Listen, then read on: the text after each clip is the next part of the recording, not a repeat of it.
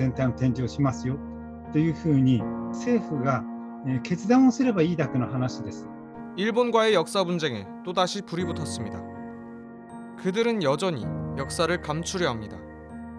우리는 또 당하고만 있어야 할까요? 이번에 문제가 된 건 일본의 한 광산입니다. 일본 니가타현에 위치한 사도광산. 17세기 일본 최대 규모의 금광으로 일본의 에도 시대를 상징하는 역사 문화적 자원입니다. 이에 일본 문화청은 사도광산의 유네스코 세계문화유산 등재를 추진하고 있습니다. 그런데 이 사도광산, 사실 단순한 금광이 아닙니다.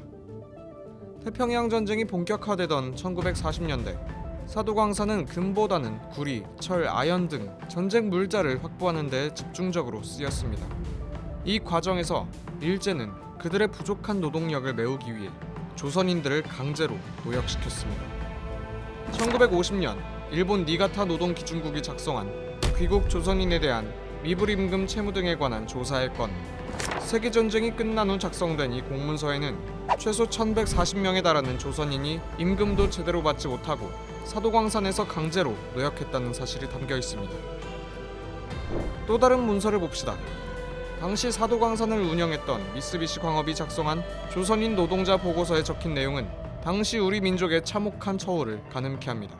조선인의 지능은 상상 이상으로 낮다. 조선인은 쉽게 선동당하고 부안해동한다. 조선인은 힘쓰는 일에나 써야 한다. 강제노역도 모자라 민족적인 멸시까지 자행됐던 사도광산.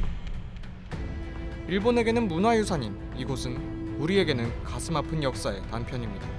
하지만 일본 측은 등재 추천을 위해 이러한 역사적 책임을 교묘히 회피하려는 듯한 움직임을 보입니다. 니가타현 등 관할 지자체는 일본 문화청에 제출한 추천서에 사도광산의 세계유산 후보 신청 대상 기간을 에도 시대 무렵으로 한정했습니다. 문제가 될 수 있는 일제강점기는 싹둑 잘라낸 거죠. 일본의 이런 교묘한 수법, 처음 있는 일이 아닙니다. 7년 전에도 똑같은 사례가 있었습니다. 2015년 일본의 메이지 산업혁명 유산이 유네스코 세계유산에 등재됐습니다. 그 중에는 군함도 등 일제강점기의 조선인 강제노역 현장이 포함돼 큰 반발이 있었습니다. 당시 일본 정부는 지금과 똑같이 논란을 피하기 위해 유네스코에 등재 신청서를 제출하면서 대상 기간을 1850년부터 1910년까지로 한정했습니다만, 불행인지 다행인지 유네스코 자문기구인 국제기념물 유적협의회의 권고가 있었고, 일본은 일제의 강제노역을 인정하고 피해자들을 기리기 위한 적절한 조치를 취할 것을 약속한 후에야 군함도 등의 세계유산 등재를 성사시킬 수 있었습니다. 일본 정부가 이 약속들을 지켰을까요? 예, 당연히 아니죠. 일본은 산업유산정보센터를 열며 약속을 지키는 척 했지만 강제 노동을 알리는 전시는 부족했고 희생자 추모 전시는 일절 없었습니다. 스스로 약속한 후속 조치도 제대로 안 지키면서 또 다른 한국인 강제노역 피해 현장의 세계유산 등재를 추진하는 일본. 더 큰 문제는 일본이 이번에도 있으나마나한 약속을 내걸고 목적을 달성할 수도 있다는 겁니다.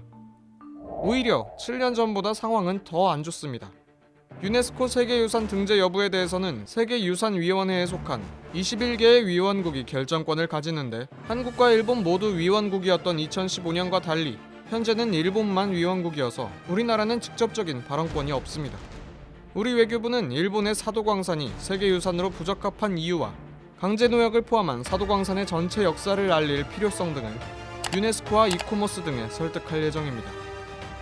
강제로 노역이 이루어진 장소가 이에 대한 충분한 서술 없이 유네스코 세계유산으로 등재되지 않도록, 문제는 정부 차원의 이런저런 노력이 2015년에도 똑같이 행해졌지만 그 결과는 결국 일본이 원하는 대로 흘러갔다는 거죠. 게다가 유네스코의 그 세계유산 회원국들에게 객관적으로 호소할 수 있는 부분이 충분하지 않다. 이런 점이 더 지금 좀 어려운 점이 아닌가 싶어요. 다른 나라에서는 사도광산이 가지고 있는 풀히스토리를 전혀 알지 못하니까 그냥 일본이 제시한 에도 시대까지 화려했던 그러한 역사만을 인식할 수가 있거든요. 그럼 우리는 이번에도 일본 입맛대로 역사가 왜곡되는 것을 눈뜨고 보기만 해야 할까요? 다행히도 상황이 마냥 부정적이기만 한 건 아닙니다. NHK에 따르면 지난달 비공개로 열린 일본의 문화심의회 회의에서 일본의 외무성은 한국의 반응과 대응을 크게 우려했습니다.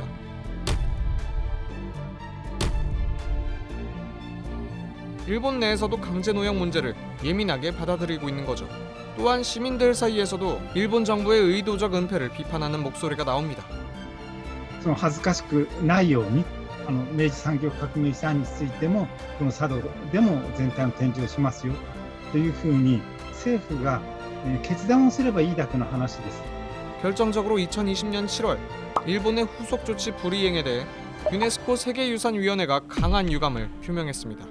일본의 안일한 태도가 안팎으로 비판받으면서 오히려 돌파구가 마련된 상황. 이제 우리에겐 실질적인 대응 수단이 필요합니다.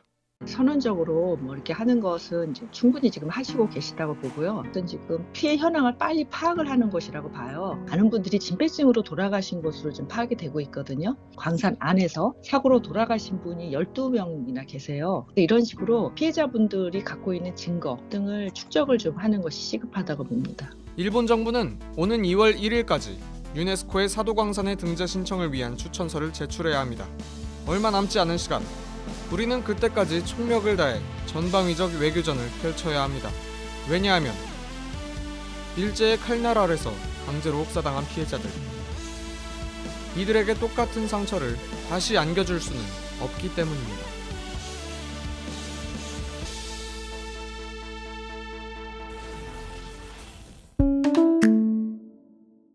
이번 영상을 만든 PD가 추천하는 영상도 보고 가세요. 스브스 뉴스의 다른 영상을 즐기시려면 구독 버튼을 꼭 눌러주세요.